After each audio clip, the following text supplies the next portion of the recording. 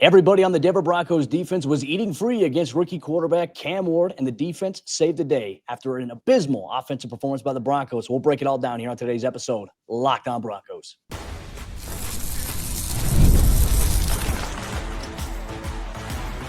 You are Locked On Broncos, your daily Denver Broncos podcast. Part of the Locked On Podcast Network, your team every day. The Denver Broncos are 1-0, but it wasn't the fast start that Sean Payton was hoping for. Welcome into another episode, Locked On Broncos, your daily Denver Broncos podcast, part of the Locked On Podcast Network. We know it's your team every day. Today's post-game report is brought to you by our friends over there at the Game Time app. Download the Game Time app, create an account, and use code LOCKEDONNFL for $20 off your first purchase. I'm Cody Roark, Broncos reporter for Mile High Sports, joined as always by Sayre Bedinger, site expert over there, predominantlyorange.com. We got a lot to break down here, Broncos Country. A special shout out to all the everydayers out there. Thanks for tuning in, making us your first listen every single day, especially on these post-game reports where we're going to go through Nik Bonitto and the Denver Broncos' defensive dominance against rookie quarterback Cam Ward and the Titans and how they really saved the day. No one's remembering the Titans because of that. And then we'll go through the struggles of Bo Nix and the Broncos offense. And when we say struggle, we're putting that lightly. Plus, we'll hand out our game balls to some players who stood out, had some extra grit to push the Broncos forward to a 1-0 start here, all in today's episode of the show. Sayre, I mean, look, the Broncos finally get off to a win in the Sean Payton era in week one of the regular season. And the one thing I just can't help but kind of pinpoint here is he's got to be thanking his lucky stars that he has a defense as dominant as the one that the Broncos have. They were the reason that the Broncos were able to win this game.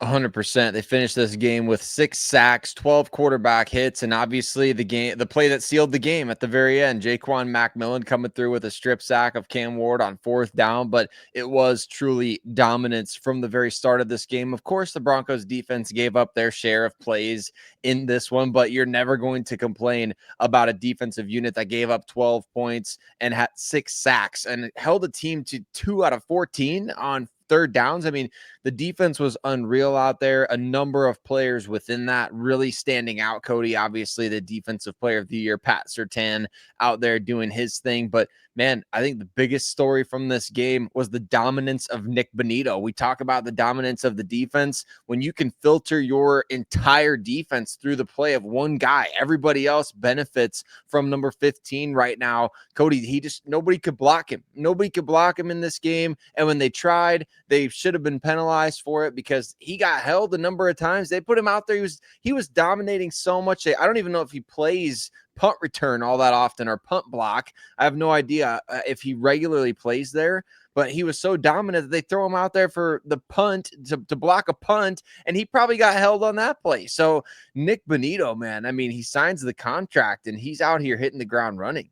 Can we talk about him setting the tone from the very first snap? I'll tell you, it was the loudest I've experienced in Power Field to start a season. That very first snap, the Broncos defense is on the field. Bonitto just bows around the edge for a tackle for a loss behind the line of scrimmage. I mean, this guy, I think it's safe to say that he is the energizer bunny of this defense. You know, he starts it up front. It trickles down to the second level at the linebacker position. And then those guys on the back end, Riley Moss, Pat Surtain, Jaquan McMillan, Brandon Jones, Talanoa Hufanga, then these guys all feed off of that. He's the tone setter. He and Jonathan Cooper, man, and Jonah Ellis too. Can we factor in everybody really getting in the mix? Like I said earlier, nobody on the Broncos defense. I mean, everybody ate for free against Cam Ward. We can talk about the amount of sacks that you got. Sternad had a sack. Cooper had a sack. Bonitto had a sack. J-Mac had a sack as well. Jonah Ellis had a sack. Everybody was eating. It was like Oprah. You get one. You get one. You get one. I would say that was the key positive here of this game, right? And certainly there was a lot in week one. I think we can compact everything down. There was a lot of good. There was a lot of bad.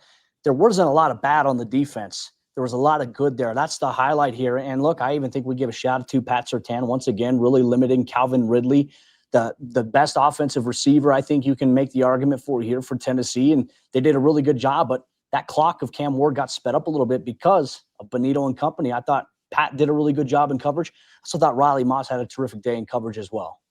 Yeah, and we got a forced fumble from Talanoa Hufanga in his first game with the Denver Broncos. So it really was an all-around effort. That fumble was recovered by Brandon Jones. The forced fumble from Jaquan McMillan was recovered by Jahdae Barron. So, I mean, like you said, Cody, truly everybody got involved in this game for Denver. It was like if you spread the ball around to 15 different receivers offensively, everybody made a play. Everybody out there was doing their part, and they came through in clutch moments for this team. Even though, I mean, we'll talk about it throughout the course of the show, but talk about losing the turnover battle. You talk about a defense being put in a compromising position.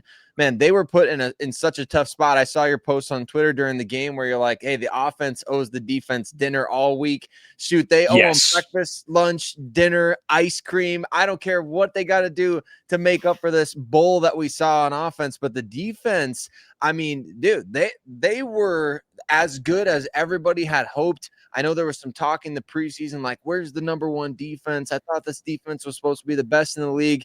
This was exactly what you wanted to see out of that unit that's going to have to carry this team at times. It's still a young offense. It's still inexperienced in so many ways. They still struggle in so many ways. This defense, though, is something that you can lean on just like that Super Bowl 50 team did. But unlike that Super Bowl 50 team, this offense has a chance to catch up and get to the point that, hey, we're playing at a top level. The defense, though, they hit the ground running. They were as advertised. We talk about the offseason noise, the hype surrounding this team. The defense, as billed, as advertised. We loved everything that we saw because, I mean, there was 1.2, and this wasn't offense. This was the special teams bluff. You know, Marvin Mims muffed the punt, and all of a sudden the Titans are down in the red zone. And then all of a sudden, Jonah Ellis and the Broncos defense, they get after Cam Ward. They knocked them out of field goal range, even though they were on like the 25-yard line. Like that right there shows that this defense has the ability to buckle down and really kind of turn it up when needed. But, I mean, you're right. There's going to be moments this season, Sayre, where the defense might struggle a little bit. That's where the offense needs to reward them. I felt like the offense took a massive step back. We'll talk about that a little bit later on the show, but obviously the biggest story here is the defensive surge and the dominance that we saw from these guys. 134 total yards of offense allowed against Cam Ward and this Titans team. And look, they had a couple of chunk plays, broken off on terrific plays. I thought Cam Ward found Pollard for a fantastic find on that first series where he was able to get 29 yards downfield. But aside from that, there really was nothing. This is a team and a defensive unit that forced turnover when you needed to. They got stops on third down when you needed to. We talk so much, and Sean talks about, I think the perception of Sean is like, oh, he's always chewing out Vance Joseph. Vance Joseph in the defense, I think, had every right. They should be chewing out Sean Payton in the offense. The defense came up as advertised in this game. This was an all-out effort, a Super Bowl caliber performance by this defense, and the offense has to find a way to help them out. And look, Broncos country, it was ugly here in this game for the Broncos offensively. Bo Nix took a massive step backward. How concerning is this? This is something that Sayre and I, we're going to break down here on today's episode of the show. This episode is brought to you by Prize Picks, the daily fantasy app where making the right call can actually pay off. You and I make decisions every day, but on Prize Picks, being right means cashing in. With football back, Prize Picks is the simplest and fastest way to get in on the action. Just pick more or less on 2 to 6 player projections, and you can turn your takes into real prizes all in less than 60 seconds. I've been playing Prize Picks lately. It's such a fun way to stay locked in for the season. It's quick, easy, and honestly, one of my favorite ways to follow along with football. So download the Prize Picks app today and use code LOCKEDONNFL to get $50 in lineups after you play your first $5 lineup. That's code LOCKEDONNFL for $50 in lineups after you play your first $5 lineup. Prize Picks, it's good to be right. Today's show is also brought to you by Upside. Locked On Broncos fans, are you still paying full price for gas? Stop leaving money behind. Get real cash back every time you fill up with the free Upside app. Simply download the free Upside app in the App Store or on Google Play right now and start earning cash at the pump today. Use our limited promo code TOUCHDOWN and get an extra 25 cents back per gallon on your first fill up. You could make up to $300 a year just from buying the gas you already needed. At first, I thought it was too good to be true, but it's totally legit. Real people are getting paid just to make their daily commutes, and you can too. Plus, you can cash out anytime to your bank account, PayPal, or an e-gift card from Amazon and other brands. Don't let this offer drive on by. Download the free Upside app now by using the limited promo code touchdown for a limited time 25-cent per gallon bonus. That's promo code touchdown. Offers vary by user and location. Go to upside.com for terms and conditions. It was a rough start for the Denver Broncos offense in week 1 of the 2025 season, but all is well that ends well. The team is 1-0. What do they got to work on, though, this coming week? I don't think they should have a day off on Monday. I think they should be out there doing whatever they got to do to get better as quickly as possible. Broncos Country, we're going to break down the myriad of woes for the offensive side of the ball from this game. A lot to get back to the drawing board for on today's episode, Locked On Broncos. But want to quickly say we appreciate you all so much for making us your first listen of the day every single day. Happy Victory Monday to all of you out there in Broncos Country. We appreciate you so much for tuning in. Hit subscribe if you haven't done so already. Cody, let's talk about this offense because it was not the fast start like you mentioned Sean Payton was asking for. We did not see the top 5 quarterback that he said he thinks Bo Nix can become. We did not see even, I think, a real tip of the iceberg of what we hope this offense can become. It was a rough start for Bo Nix and company. What offense is the question here? And look, I feel like we've been very fair and objective, and certainly we have talked about the hype surrounding Bo Nix and this offense. This was not what we expected to see in week 1. If anything, I think this was a very, very concerning performance. And granted, here's what I'm going to preface everything by saying. This is week 1. We watched all the other games throughout the days and throughout week 1. I'd say that a lot of teams looked sluggish. They looked rough offensively. You know, we knew the defense was going to be ahead, but this was not the offense that we saw last year, Sayre. This wasn't the offense that we saw establish confidence and rhythm. Even though they didn't have a run game last year, they had some rhythm and flow in the passing game. There were a lot of differences, I feel like, that we saw in this game here with Bo specifically and this offense with Sean. It has me scratching my head a little bit because, granted, we saw a little bit in the preseason where Bo was rolling out to his left and throwing, but that seemed to be a little bit of an emphasis in this game here, rolling out left. We understood that coming into this matchup, the Titans defense was much better than people give them credit for. That front was good, but for me, I was just Nix didn't set his feet enough. He was throwing on the run quite a bit. A couple of his passes sailed on him. He did not look like the comfortable in-command quarterback that we saw last year as a rookie. He looked a lot like week 1 Bo Nix that we saw last year against Seattle, and also the Bo Nix that we saw struggle against the Indianapolis Colts late down the season. This was a massive surprise, and not in a good way. This was a disappointing performance by Bo in the offense.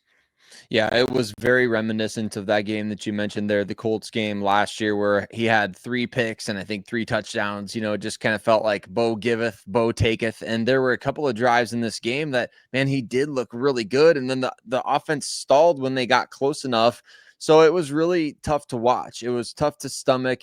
By no means are we sitting here hitting the panic button either. By no means are we sitting here saying second year regression for Bo Nix. There's going to be plenty of people out there with hot takes that are going to say Bo Nix is done. I'm done with Bo Nix. I was right about Bo Nix. It's the first game of the season, and we saw last year just how quickly he can turn things around. And I don't think that this game was all bad from him. However, it's unmet expectations in the worst possible way because we did expect him to take a big leap. Sean Payton talked about him taking a big leap. His teammates talked about him taking a big leap. All we heard about throughout the offseason, how much more in command he is of this offense, this, that, and the other. Like Bo should be ticked off. Bo should be more ticked off than anybody after this kind of a game, not because we're entitled to him being upset about playing poorly, but because we know that he's reset a different standard for himself based on the way that he played last year. I feel like we're going to see a ticked off and motivated Bo Nix coming up against the Indianapolis Colts, but ultimately we have to evaluate what we just saw. I mean, we can't just wipe everything that we just saw away and just say, well, it's the first game of the season. You can't overreact. We got to talk about what we just saw happen in a regular season game. And it wasn't good enough, and it won't be good enough if it continues. Yeah, we won't overreact, but I think anyone saying that this game wasn't concerning is lying to themselves. This was definitely a concerning way to start your second season. And to your point, it doesn't mean that Bo can't get better and Bo's not going to play better in week 2. We hope that Bo's going to play better. But I also feel like I feel like Sean Payton could do a lot more to help out Bo. I feel like the offensive line at times can do a lot more to help out Bo. And I think there were just so many times and examples early on, especially in the first half, where it didn't seem like the Broncos had their operation in command at all, right? You're talking about breaking the huddle, and it's like, okay, now you got a delay of game penalty. Oh, you got to call a timeout. You're not lined up correctly after calling the play, and guys don't know where to go. Like, there was all this confusion and dysfunction early on in the first half for this offense. That attributes to it. And, thankfully the defense stepped up. I mean, like I said, the Broncos offense handed like on a platter, said, hey, we're doing a free giveaway. Here you go. Great field position. If you just kick a field goal now, you could take points. But the Broncos defense said, no, we're not going to let you do that. This is just something Bo's got to play better. His decision-making's got to be better. I felt like at times he locked into Cortland Sutton, sometimes evidently. Now, granted, we're reacting to this live. We're reacting to this after the fact of the game. We're going to go back and watch the All-22. But it did seem like at times Bo would kind of fixate on Cortland a little bit, which we talked about in the offseason. Cortland is Bo's easy button. However, in this game against Tennessee, Sayre, the offense, it didn't have an easy button, and that was concerning. But I was a little baffled at Sean Payton, some of the play calling and some of the things that the decision-making by Sean on certain things. Well, you talk about decision-making in a clutch situation. I mean, I think you got to point to a couple of different scenarios, in particular, the end of the game when it's 4th and 8. You're already well into Titans territory, in field goal range, and you have an opportunity there to kick. It would have been a long field goal, no doubt, but at least you would have had potential of 3 points on the board versus 0, and you threw a pass that ended up hitting the ground. Cortland Sutton's running wide open. Everybody sees it. You can see Sean Payton mouth on the sideline. Sutton was wide open. I mean, it's a disastrous situation because you're setting yourself up to fail there. And that was one of 7 plays, Cody, that I noted. And that's just the 7 that I noted watching the game live. You got the 4th and 8 that you failed. You got the 4th and inches that you failed on a quarterback sneak, the muffed punt by Marvin Mims, 3 turnovers from your quarterback. And then obviously you've got the whole situation there with, I'm blanking on the 7th one. The kick before the end of the first half is the 7th situation. You gave the Titans 3 points. So 7 situations that had nothing to do, 0 to do with defense, 0 to do with it. It's everything else on this team that ultimately put them in a compromising position. I just don't understand why. I don't get it. I know that you're still maybe figuring things out, getting your feet underneath you, but yeah, it was rough. The lack of commitment to the run game as well. And look, they're still trying to figure out this wide zone scheme. That I understand that, but the run game before RJ Harvey broke off a 50-yard run, it was averaging 3.3 yards per carry at that point. But my frustration early on after the first quarter, Sayre, the Broncos offense had 14 passing attempts to only 3 rushing attempts. That's inexcusable. We've been talking so much about get the run game going. If you can get the run game going, you're gashing the defense. Okay, then you can set up the play action. I mean, the Broncos are running play action on 13 straight plays essentially is what it felt like watching this game. And it's like you don't have anything that's setting up the play action. I thought Bo early on, that his first few throws, I felt like, okay, the Broncos offense is in rhythm. Then they couldn't run the ball. Then you have a penalty. And you're just making these mistakes, self-inflicted wounds that are setting the offense back. And I'll tell you this, you can't make these types of mistakes against the Indianapolis Colts, who dominated the Miami Dolphins in week 1 to play. Lou Anarumo, he's got some guys over there defensively. And I imagine the last time the Broncos played the Colts, Bo really struggled against a lot of the same personnel. There's new faces, obviously offensively, defensively there. But that's stuff that we'll set the table for later on this week here on Locked On Broncos. But with that said, Broncos Country, share with us your thoughts on the Broncos' offensive struggles. It wasn't pretty, a lot to clean up, and it needs to be cleaned up very quickly if this team is going to hope to get off to a fast start, because the schedule's only going to get tougher. The offense simply has to play better. Bo has to play better. We'll see if they can rise to the challenge here this week here. But Broncos Country coming up next, we're going to hand out our game balls from Sunday's 1-0 start here for the Broncos, 20-12 victory over the Tennessee Titans. And I have a feeling a handful of defensive players are going to come away with a game ball. We'll break it down here on today's episode of the show. Today's episode, Locked On Broncos, is brought to you by Game Time. NFL season is back, and honestly, there's nothing better than being in the stadium surrounded by fans cheering on your team. But let's be honest, getting tickets can be a hassle. Between queues, login screens, and prices jumping at checkout, it's frustrating. That's why I use Game Time, the app that gives the advantage back to fans. Game Time is fast, easy, and backed by the Game Time guarantee. You'll always get 100% authentic tickets delivered on time and at the best price. Plus, all fees are included, so the price you see is the price you pay. I pulled up Game Time, and in just a couple of taps, I saw amazing deals. I'm talking about your favorite NFL games as low as $100. The app makes it super simple, and you can see your seat before you buy the tickets. So download the Game Time app, create an account, and use code LOCKEDONNFL for $20 off your first purchase. Terms apply. Again, that's promo code LOCKEDON NFL for $20 off. Swipe, tap, ticket, go. Download Game Time today. The Broncos defense was handing out Cam Ward sacks like Oprah hands out gifts, and we're going to be handing out game balls just like her here on today's episode of the show. Thanks to all the everydayers, first listeners out there in Broncos country for tuning in, as always, making the show exactly what it is. Sayre, I would be remiss if we don't start off by handing out a game ball to the reigning, defending, undisputed NFL Defensive Player of the Year, Patrick Surtain. According to our friends over there at NFL Next Gen Stats, Pat Surtain did not allow a catch as the nearest defender on his 34 coverage snaps for the 8th time in his career. He was targeted only once, breaking up his lone target. Surtain lined up against Calvin Ridley on 27 of his 32 routes. That's over 84% in this game. Seatbelt emoji, strap it in, lock it in. You let me know what it is. Pat Surtain, easy game ball to give to. They used to say with Champ Bailey that like 75% of the earth is covered by water and the rest is covered by Champ Bailey. And the same is true about Pat Surtain nowadays, right? He's just passed the torch down to the next generation here. Pat Surtain is awesome. I mean, I think one of the biggest compliments you can give a guy is, I think we talked about it during the game on Twitter. It's funny, like Pat Surtain never sees the ball come his way throughout a game, and yet he's never not ready when the ball comes his way. I absolutely love that part of his game, that he's always just locked in. He's never taking plays off. He's always ready, even though the ball rarely comes his way. So huge game ball to Pat Surtain, who obviously the announcers were talking about it during the game, Cody. He makes it like 10 on 10 out there football. It's like there's something else going on with whatever Pat's doing, and you got 10 guys going against 10 when the Broncos defense is on the field. So I love that. I'm giving a game ball to Nik Bonitto as well.